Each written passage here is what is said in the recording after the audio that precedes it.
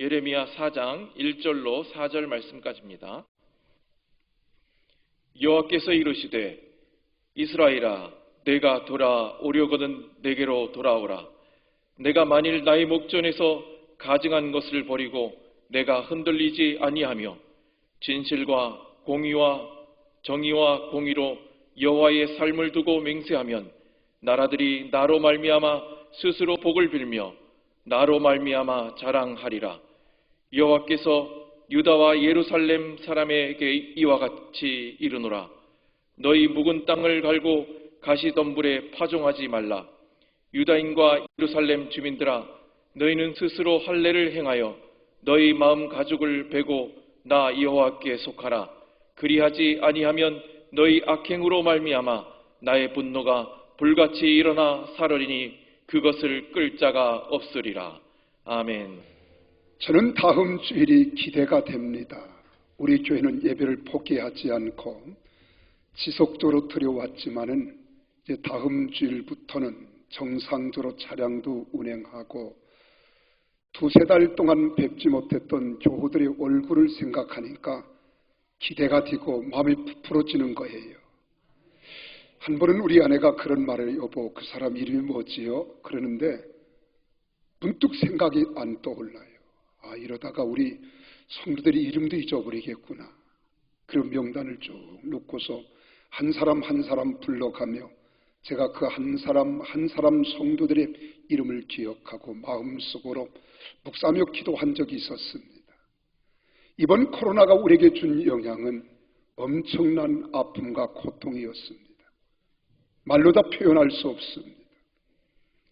여러분, 코로나19 사태로 현장 예배가 중단된 데 따른 영적 침체를 우려하면서 교단과 교파를 넘어서 회복을 위한 긴급 간담회를 지난 24일 한국교회 100주년 기념관에서 가졌습니다. 주제 발언을 한 세덴교회 소강성 목사님은 영적 냉담과 태만, 방치와 습관이 체질화되어 가고 있다면서 현장 예배 중단으로 인해서 한국교회 전반의 어두운 분위기를 소개하는 시간이 있었습니다. 그때 소 목사는 코로나19가 오면서부터 세 가지 특이한 내용을 이야기했어요. 첫째는 예배의 불이 꺼졌다. 교회가 급격하게 반토막이 나고 쪼그라들었다라고 했고요.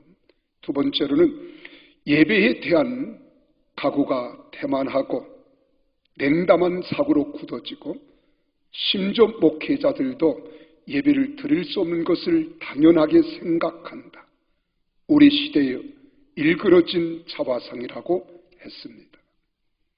그리고 세 번째로 성도들의 신앙의 세속화 현상이 나타났다고 이야기하면서 이 코로나에 너무 몸을 사리다가 영혼을 팔아먹는 빅을 낳게 됐다고 이야기했습니다. 그리고 두 가지 사례를 들어서 이야기하는데, 첫째는 사태가 진정된 후에도 교회는 안 나오면서 웃으며 백화점, 식당, 카페, 벚꽃 누리는 간다는 가슴 아픈 이야기가 들려온다고 이야기했습니다. 그리고 두 번째로 한 예를 들었는데요. 한 대형 교회가 부활절 예배를 드리겠다고 공지했음에도 대형 교회인데도 500명밖에 나오지 않았더라고 예를 들어 이야기를 했을 때에는 가슴에서 눈물이 날 정도였습니다. 한국교회 언론의 대표였던 유만성 목사는 교회 권위 회복이 무엇보다 중요하다면서 예배의 권위가 완전히 땅에 떨어졌다. 목회자뿐만 아니라 성도들에게서 예배의 중요성도 추락했다. 깨어지고 무너진 권위를 회복하지 않는다면 다시 모이는 것은 쉽지 않을 것이라고 미래를 예견하는 것처럼 이야기도 했습니다. 그리고 지난 24일 금요일에는 한국교회 어른이시고 또 우리 한국 코로나 바이러스로 인하여 세인들의 관심이 기어졌던 한 교회 어른 목사님을 제가 만날 기회가 있었습니다. 그분께서 그런 말씀을 하시는 거예요. 한국 교회가 회복되는 몇 가지 말씀을 해주면서 코로나 이전과 같은 그런 시대는 이미 지나간 것 같다. 이제는 참으로 복음이 회복되고 기도와 예배와 찬송과 은혜가 회복되고 경건과 성령 충만한 초대교회 영성이 회복되어지지 않는다면 한국교회 미래는 희망이 없다. 지극히 보편적인 본질 회복을 말씀하시는 소리를 제가 귀담아 듣고 마음속에 깊이 상고했습니다.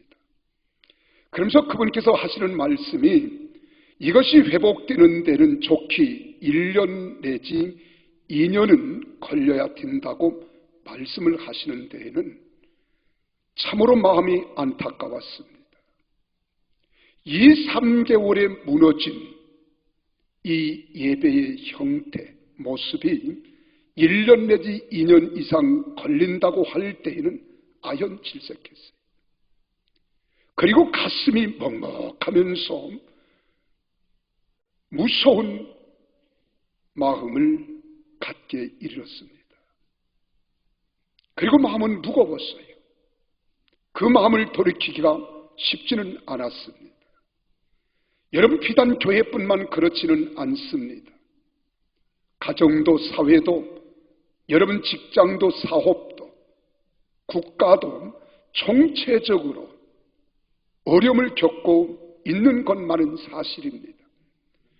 그래도 아픈 가슴을 쓸어 안고 이렇게 나는 다짐했습니다. 우리는 주님 안에 있다. 주님은 무엇이든지 가능케 하시고 무엇이든지 하나님 마음에 합한 사람, 합한 교회, 합한 민족이 된다면 속히 회복될 것이다. 하나님은 무엇이든 하실 수 있고 또한 끌어가실 수 있다.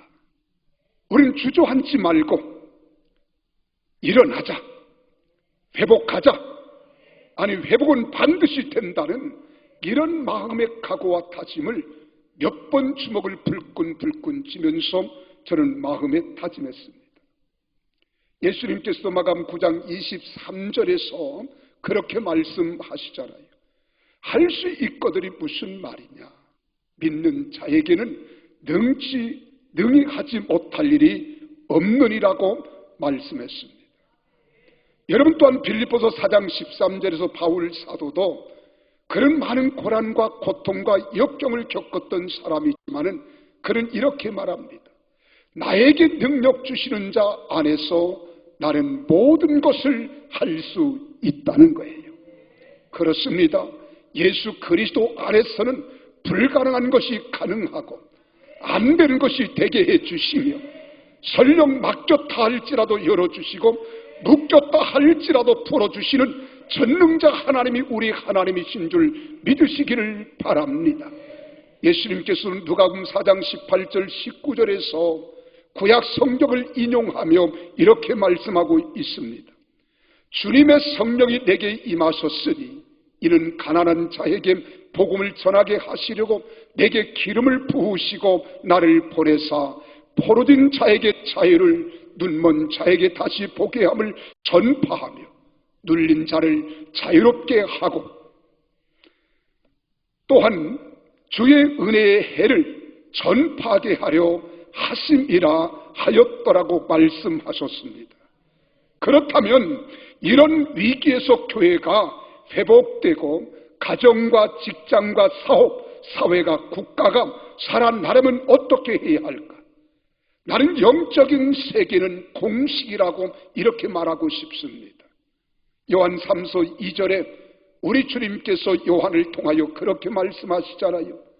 사랑하는 자여, 내 영혼이 잘되면 범사가 잘되고 강건하기를 내가 간구하노라고 말씀하고 있습니다. 영혼이 잘되면 범사가 잘되고 내 육체도 강건하겠다는 거예요.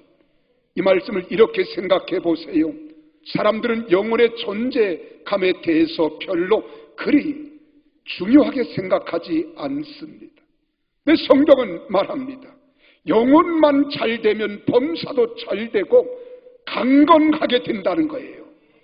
이 말을 우리는 영적 공식에서 여러분 교회가 잘 되면 여러분 가정도 살아나고 이 나라도 살아난다는 겁니다. 왜 그렇습니까? 우리 주님께서 마태복음 6장 31절에서 33절에 우리가 세상을 살아가면서 우선순위를 말씀합니다.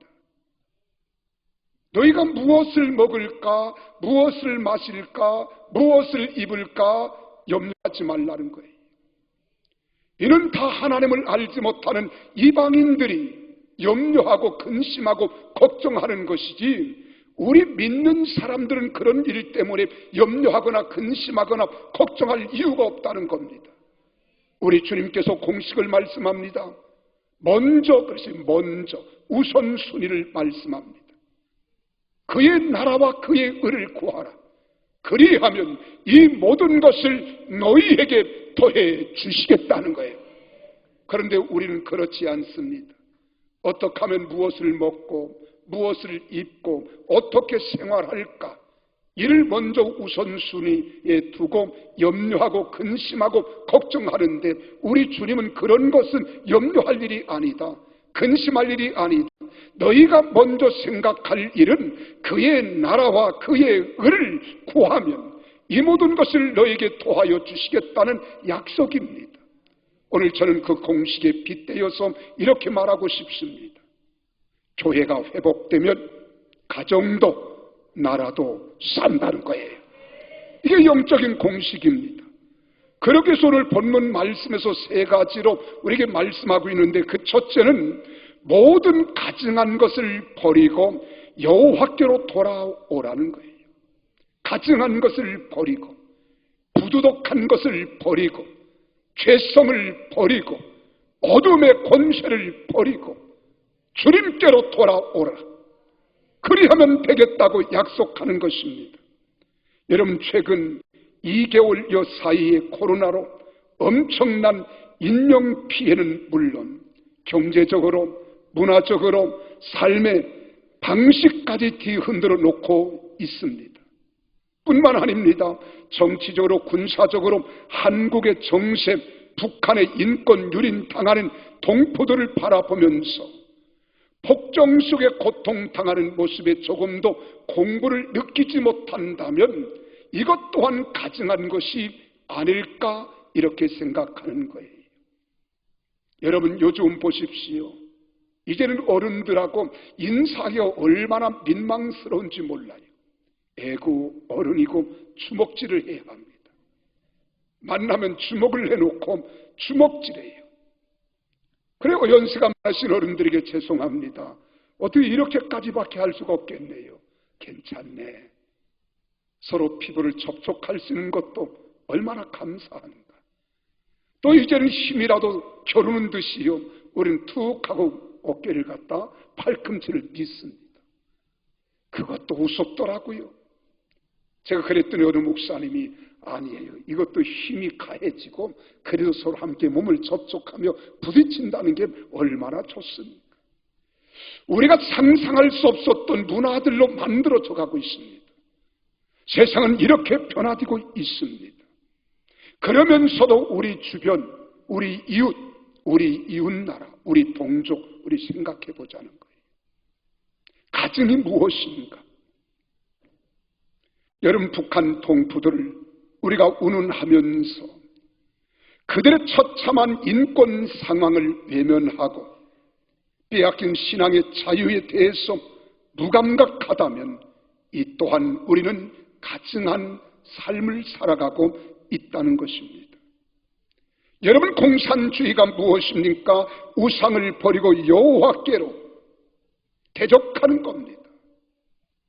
그리고 인간이 어떠한 유토피아를 만들어 보겠다고 그들의 꿈을 꾸며 세운 것이 사회주의요, 전체주의요, 공산주의입니다. 우리 형제 자매들이 지금도 신앙을 지키다가 아우지 탄광 정치범 수용소에서 지금도 굶주리며 생사를 가름하는 삶을 살아가고 있다면 우리는 그들을 향하여 눈물을 흘리며 가슴 아파하고 울어야 하는 이것이 공의로운 마음이고 정직한 마음인 거예요. 이런 마음조차 없다면 우리는 모두가 다 오늘 본문에서 이야기하는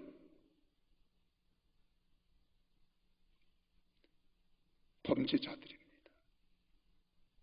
이것을 버리라는 거예요. 여러분, 대한민국은 자유와 인간의 존엄성이 소중한 가치로 여겨지는 나라로 출발했습니다. 이런 대한민국이 한민족이라는 이유로 인간을 노예처럼 억압하는 집단과 어떻게 하나의 나라를 이룰 수 있겠습니까? 끊임없이 탄도미사일을 계속 발사하며 우리 국민들을 계속 두려움에 빠지게 하고 있는 그 모습을 보고도 우리는 마음에 아무런 반응이 없다면 이것이 바로 우리는 가증한 것입니다. 그럼에도 불구하고 이 나라의 책임자들은 계속 역사를 왜곡하며 오도하고 있습니다. 거짓 선동하고 있습니다. 이제는 이 모든 가증한 것을 다 버리고 정직한 마음으로 여호와께로 돌아오라는 거예요. 그래야 하나님께서 그들을 돌아보시고 그들을 지켜주시고 그들의 생명과 은혜를 주시겠다는 겁니다. 뿐만 아닙니다. 얼마 전에는 기독교 성경 진리에 반하는 일들이 목사에게서 공공연하게 자행되고 있었습니다. 지난 주간입니다. 며칠 되지 않았습니다. NCK라는 한국기독교교회협의회 총무 이아무개 목사는 21대 국회에서 빨리 차별금지법을 제정해야 한다고까지 언론에 보도했습니다. 이것이 입법부인 국회에서 개정되면 여러분 교회는 할 말을 잃어버리는 거예요. 입을 막는 겁니다. 동성애가 죄입니다. 동성결혼은 안 됩니다. 여러분 주장하면 목사가 주례를 거부하면 다 죄인이 되는 거예요. 1,000만 원 이하 벌금형을 내리고 수년씩 철장 신세가 되어야 하는 겁니다. 여러분 죄를 죄라고 말하지 못하는 이런 입법부의 입법을 지금 빨리 개정하자는 거예요. 이게 목사의 입에서 나오는 말입니다. 이것이 현실입니다. 그럼에도 이런 일련의 일들이 이 나라에서 더럽고 가증한 일들이 계속되어진다면 윤리 도덕은 무너지고 어두운 죄악으로 가득 찬 가증스러운 나라가 될 수밖에 없다는 거예요.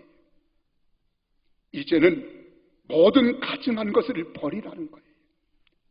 그런 속된 것, 죄악된 것, 더럽고 추악한 것, 하나님의 성경의 진리에서 반한 것들 다 버리고 여호와께로 돌아와 흔들리지 말고 복받는 나라가 되도록 너희는 주님께로 속하라는 겁니다. 나는 여러분들에게 부탁합니다.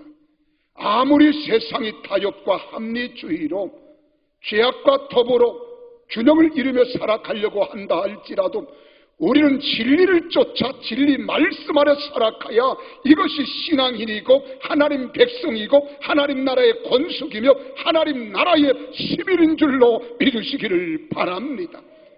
그래서 하나님의 도우심과 인도하심을 우리가 받기를 원한다면 이제 가증한 것을 버리고 여호와께로 돌아오라는 거예요. 1절, 2절의 말씀을 우리 함께 같이 큰 소리로 읽겠습니다. 여호와께서 이르시되 이스라엘아 내게로 돌아오려거든 내게로 돌아오라. 내가 만일 나의 목전에서 가증한 것을 버리고 내가 흔들리지 아니하며 진실과 정의와 공의로 여호와의 삶을 두고 맹세하면 나라들이 나로 말미암아 스스로 복을 빌며 나로 말미암아 자랑하리라. 우리가 가증한 것을 버리고 여호와께로 속하고 여호와께로 돌아오면 우리가 여호와 하나님으로 인하여 복을 받고 여호와 하나님을 자랑하는 민족이요 나라요 백성이요 하나님 자녀 삼아주시겠다는 약속인 줄로 믿습니다. 그러기 위해서는 우리가 묵은 땅을 갈아엎어야 합니다. 기경해야 합니다. 가시덤불에 파종하지 말라는 거예요. 3절 말씀에 그렇게 말하잖아요. 묵은 땅을 갈고 가시덤불에 파종하지 말라는 겁니다.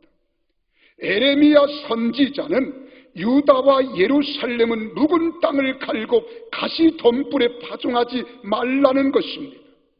여기서 묵은 땅을 간다고 하는 말은 새로운 파종을 준비하라는 거예요. 딱딱하고 굳어지고 가시덤불과 같고 돌짝밭 같을지라도 너희가 그 땅을 갈아엎으라는 거예요. 기경하라는 거예요. 그리고 옥토로 만들라는 겁니다. 이것은 마음의 변화를 가져와야 된다는 거예요. 마음의 혁명을 이야기하는 것입니다. 지금까지 나의 상식, 나의 편견, 나의 이념으로 굳어진 마음의 변화가 일어나야 한다는 것입니다. 마음의 혁명이 일어나야 한다는 거예요. 호세아서에서 호세아는 10장 12절에 이렇게 말씀하고 있습니다. 너희가 자기를 위하여 공익을 심고 인애를 거두라. 너희 묵은 땅을 기경하라. 지금이 곧 여호와를 찾을 때니 마침내 여호와께서 오사 공의를 비처럼 내리시리라고 말씀하고 있습니다. 묵은 땅을 기경해야 내 상식, 내 편견, 나의 이념 등과 같은 굳은 마음의 변화가 일어난다는 거예요. 이런 변화는 인위적으로 되는 것이 아닙니다. 성령님을 사모하고 모셔드릴 때, 성령님께서 내 마음에 감동감, 감화를 주실 때, 성령님께서 회개의 영을 부어주시고 깨트리고 돌이키도록 해주셔야 되는 거예요. 여러분, 가시덤불에 파종하지 말라는 것은 우상 숭배나 거짓을 따르던 것을 체하여 버리고 너희가 새 마음으로 하나님의 말씀으로 받아들이라는 것입니다. 그리고 패역한 세대 마음으로부터 진리로 자유를 얻고 구원을 받아야 된다고 하는 이야기입니다. 그러면 하나님께서는 거룩한 보혜사 성령님을 우리에게 보내주시고 우리가 육적인 사람에서 영적인 사람으로 세상 것을 추구하며 살던 나에게 하나님의 나라와 영광을 추구하며 살아갈 수 있는 영적인 존재로 만들어 주신다 이 말입니다. 이런 성령을 우리가 받아야 합니다. 나는 우리 사랑하는 평택 순복음교회 모든 교우들이 하나님의 은혜 가운데 이 성령을 충만히 받아서 초대교회와 같이 살아있는 교회, 역사하는 교회, 능력 있는 교회, 하나님의 임재를 경험하며 하나님께 영광을 돌리는 복된 교회가 되어지기를 예수님 이름으로 축복합니다. 우리는 하나님께서 대한민국을 세워주신 것에 대하여 감사해야 합니다. 일본 제국주의자들에게 나라를 빼앗겼던 우리에게 하나님은 기적적으로 해방을 주셨잖아요. 독립된 대한민국을 허락하셨습니다. 대한민국이 한반도 내 유일 합법 정부로 하나님의 허락하에 탄생한 것을 우리는 감사할 줄 알아야 돼요. 그러나 이북을 보세요. 휴전선 넘어 공산주의자들이 구소련을 등에 업고 세운 정권은 괴뢰 정권입니다. 처음부터 하나님을 대적하는 나라로 불법 정부로 잘못된 나라로 잘못된 길을 지금까지 가고 있습니다. 그래서 지금도 그 공산 괴뢰 정권 치하에서 고통당하는 우리의 동족들을 보십시오. 우리의 국민을 보세요. 그들이 얼마나 인권이 유린당한 채 살아가고 있습니까? 고통을 당하고 있습니까? 정식 보도된 바는 아니지만 북한과 긴밀히 정보를 주고받는 북한 출신들의 유튜브에서 들은 바입니다. 신의주 중에도 집단 수용을 당하는 코로나 바이러스 감염자가 8,000명, 4,000명, 평양 쪽에도 8,000명. 그래 국민들이 그런다는 거예요. 굶어 죽으나 코로나로 죽으나 죽는 건 매일 밤이다. 악에 받쳐 있다는 거예요. 근데 북한에서는 지금도 코로나 바이러스 확진자가 있다는 말을 밝히지 않습니다. 하나도 없다는 거예요. 그러나 외신을 통해서 들어보면 그들은 지금 불안에 떨고 있다는 거예요. 얼마나 그들이 고통을 당하고 있는가. 그런 고통당하는 우리 형제들을 우리가 생각하면서도 마음에 공분이 생기지 않는다면 우리 모두 가증한 자입니다. 고통을 당하는 자, 어려움과 고난을 당하는 자들 모두가 그렇지 않습니까? 여러분, 그러나 대한민국은 자유의 나무를 심었고 자유와 공의를 사랑하는 사람들의 사랑과 존경을 받고 우리는 자랐습니다. 마침내 하나님의 원수들이 두려워하는 나라가 되었습니다. 기독교인만 하더라도 1,200만 성도와 30만 목회자, 25만의 장로님들이 전 세계에 3만여 명의 선교사들을 파송한 선교 대국으로 우리는 세움을 받았습니다. 전능하시고 거룩하신 하나님 앞에서 사명 있는 나라로 세워진 것이 분명합니다. 우리는 흔들리지 말고 크게 감사하면서 실종되고 퇴색된 신앙의 본질을 회복해야 합니다. 교회의 본질을 회복해야 합니다. 그리고 더 나은 세상, 하나님이 원하시는 세상, 하나님이 바라시고 뜻하시는 세상을 만들어 갈 수 있도록 하나님의 미랄이 되는 성도들이 되어지기를 예수 이름으로 축원합니다. 그러기 위해서는 세속에 타협하지 말아야 합니다. 진리를 사수해야 합니다. 생명의 복음을 전파하고 경건과 기도와 말씀으로 성령 충만한 영성으로 다시 회복할 줄 믿어야 됩니다. 오직 성령 충만을 사모해야 합니다. 부르짖는 기도로 신앙을 불피우고 말씀에 굳게 서서 세상의 성숙된 모습으로 빛과 소금의 역할을 감당하는 우리 평택 순복음교회 사랑하는 성도들이 다 되시기를 주님의 이름으로 축복합니다. 끝으로 우리는 스스로 할례를 행하되 마음의 가죽을 베어내어 여호와께 속하여야 한다고 이야기하고 있습니다. 우리 4절 말씀을 같이 한번 읽어보실까요? 함께 4절을 읽습니다. 유다인과 예루살렘 주민들아, 너희는 스스로 할례를 행하여 너희 마음 가죽을 베고 나 여호와께 속하라. 그리하지 아니하면 너희 악행으로 말미암아 나의 분노가 불같이 일어나 사르린 그것을 끌 자가 없으리라고 말씀하잖아요. 이 말씀이 뭐예요? 너희는 스스로 육체의 할례만 하지 말고 마음의 할례를 하기 위해 마음의 가죽을 베고 여호와께 속하라는 겁니다. 반국가적, 반기독교적 사상과 행동으로 지금까지 알고 모르는 사이에 누룩이 온 항아리에 퍼지듯이 독버섯처럼 퍼져가는 악한 것들을 스스로 끊어내고 참 하나님이신 여호와께 속하라는 겁니다. 무신론의 누룩이 상아를 막론하고 잠식되었습니다. 먹고 마시고 놀자는 쾌락주의, 이기주의로 이 나라의 도덕심은 약하게 하였고 무상복지와 요행심이 백성을 무능하게 하고 타락하도록 만들어가고 있다는 것 우리는 부정할 수 없습니다. 한 나라를 우리가 재어볼 때 도덕적으로 부패하면 그 나라는 망합니다.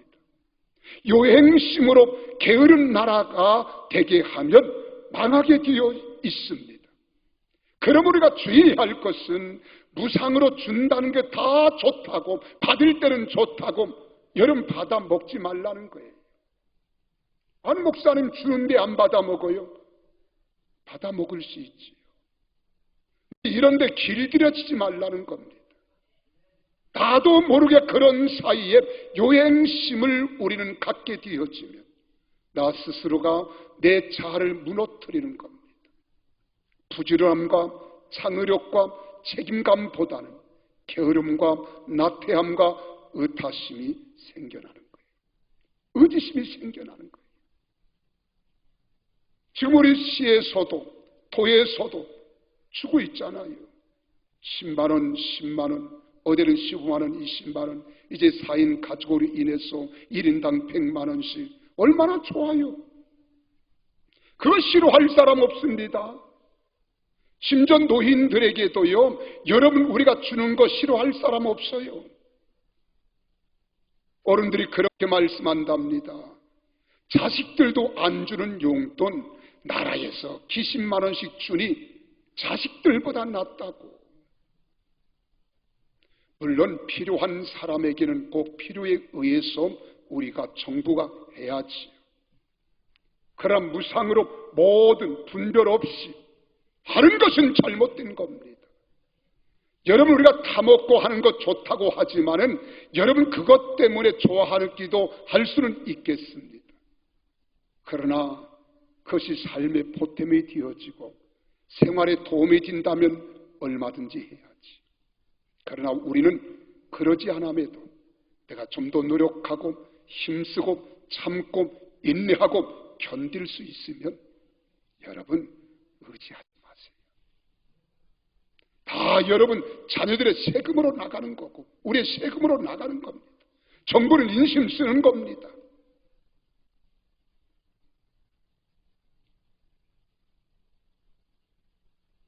그러나 어렵고 힘든 사람들은 계속해줘야지.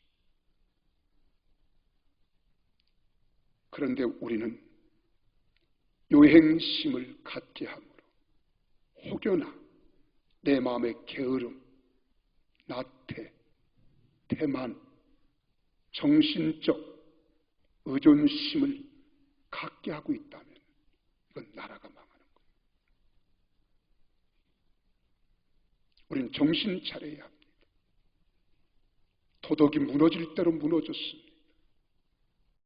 윤리, 도덕, 가치관이 없습니다. 기준이 없습니다. 이걸 누가 세워야 되느냐? 하나님을 경외하고 믿는 믿음의 백성인 우리가 도덕적으로 윤리적으로 남들보다 뛰어나야 돼요. 남들보다 더 우리는 확실하게 하나님 백성으로서 세상의 소금이 되고 빛이 되어주는 우리 그리스도인들이 되어야 될 줄로 믿으시기를 바랍니다. 그래서 우리에게 가장 필요한 것은 강력한 국방력이나 경제력을 갖는 것보다도 역사의 주권을 가지신 예수 그리스도를 바로 알고 바로 믿고 바로 깨닫는 지식으로 살아가는 것이 소중한 것입니다. 이것이 없으면 나라가 망하는 겁니다. 그래서 호세아 4장 6절에 말합니다. 뭐라고 말씀하고 있습니까? 우리 다 같이 한번 호세아 4장 6절을 읽겠습니다. 시작. 내 백성이 지식이 없으므로 망하는도다. 내가 지식을 버렸으니 나도 너를 버려 내 제사장이 되지 못하게 할 것이 내가 내 하나님의 율법을 잊었으니 나도 내 자녀들을 잊어버리라고 말씀하고 있습니다. 그렇지 않으면 죄악의 악행으로 말미암아 하나님의 분노가 불같이 일어나 사르리니 그것을 끌 자가 없다는 거예요. 이게 4절의 마지막입니다. 끌 자가 없으리라. 여러분, 우리는 힘들 때 있지요. 어려울 때 있지요. 고통당할 때 있습니다. 외로울 때도 있습니다. 내가 앞을 보아도 옆을 보아도 희망이 보이지 않을 때가 있습니다. 이런 좋은 은혜로운 글이 하나 있어요. 여러분들이 소개합니다. 돌아보면 하는 거예요. 돌아보면 혼자인데 기도하니 하나님께서 동행하십니다. 돌아보면 가진 것 없는데 기도하니 천국이 나의 것입니다. 돌아보면 나약한데 기도하니 하나님의 자녀입니다. 돌아보면 사방이 막혔는데 기도하니 하늘문이 열렸습니다. 돌아보니 세상이 막막한데 기도하니 영원한 영생과 생명이 있습니다. 돌아보면 내가 한 것 같은데 알고 보니 하나님이 하신 것입니다. 이제 모든 가증한 것을 모두 버리십시다. 허황되고 죄악된 곳, 어둡고 우리를 타락하게 하고 죄악 가운데 관영케 하며 우리 인생을 심판으로 끌어가는 죄악된 요소들을 다 우리는 벗어버리고 교회와 성도들이 감사하며 공의가 하수같이 흐르고 진실과 정의와 책임이 모든 믿는 신앙으로 강해져서 찬란한 대한민국을 이루어 복음 통일 예수 한국 인류 선교로 나아갈 수 있도록 우리는 기도하십시다. 하나님이 우리와 함께 하십니다. 반드시 여러분 가정에, 여러분 사업장에, 여러분 인생길 발걸음에 하나님이 함께 동행하시고 역사해 주실 줄 믿습니다. 사랑하는 성도들이요, 우리 성도들은 하나님의 법인 성경 말씀을 사랑하고 순종하듯 온 백성이 자유민주주의의 헌법을 준종하고 지켜나가야 합니다. 복된 나라를 이룰 수 있기를 소원해야 합니다. 그래서 행복과 소망이 넘치는 건강한 교회, 가정, 사회, 국가를 만들어 가야 합니다.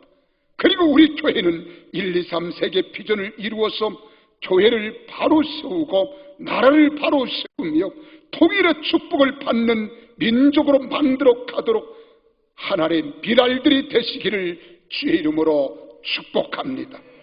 그래서 우리는 오직 성령의 능력과 말씀으로 주님의 제자가 되고 12,300 세계 선교 비전을 이루는 예수 생명의 공동체로 살아있는 교회, 능력 있는 교회, 역사하는 교회, 언제나 하나님과 함께 동행하는 교회가 되어지기를 주님의 이름으로 축원합니다.